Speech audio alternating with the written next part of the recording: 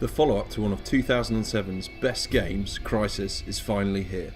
Crytek have taken everything that was good about the original and made it a whole lot better, even managing to bring the franchise to the PS3 and Xbox 360. Doing away with the tropical paradise of the first game, our nano-suited cyber ninja is kicking ass in downtown New York that's as gritty and grimy as a public toilet at the end of the Notting Hill Carnival. One of the first things you'll notice about Crysis 2 is that this is a beautiful game, not just for graphics but gameplay and multiplayer, whilst also managing to tell one of the best stories in a first-person shooter for a long time. The game starts out with the Raptor Team original, Prophet, dragging you from a watery grave. After a brief love-in, you'll realise that Prophet has contracted a severe case of alien AIDS and hands the suit and its powers over to you, Alcatraz, to take on the alien invasion and save humanity. The objectives for each level involve you having to reach a set command post, person, objective, cache, you get the idea, in front of which there are many guards and aliens all baying for your blood.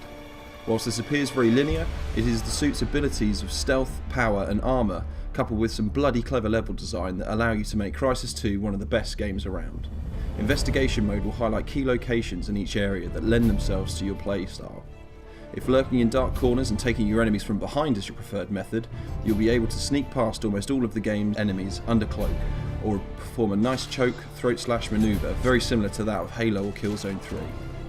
Or if Rambo is more your flavour, armour up and charge in and let rip with shotguns, grenade launchers, liquefiers and electric rifles.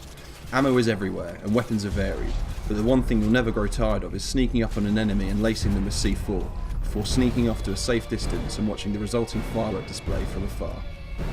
As you progress through the game, the suit and its abilities can be tuned on the fly to help in specific scenarios, with bullet tracing, proximity alarms, prolonged stealth, all fully customisable and at your fingertips. It's a good joke that.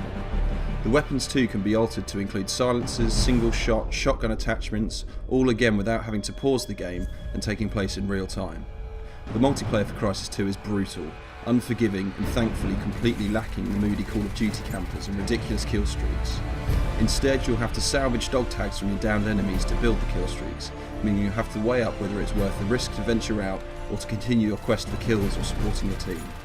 Team play wins out every time in Crysis 2, so find some friends and actually help each other. One-man army is not impossible, but very difficult if confronted by more than one enemy. In short, Crysis 2 is a must-have if you enjoy shooters. Not the best looking game on the PS3, but way out in front of anything else currently available for the Xbox. It's actually got a story and gameplay that provides much needed relief from Call of Duty, Halo and Battlefield. AI is good, but there will be occasions where they lose the sense of reality and end up kissing each other in the corner.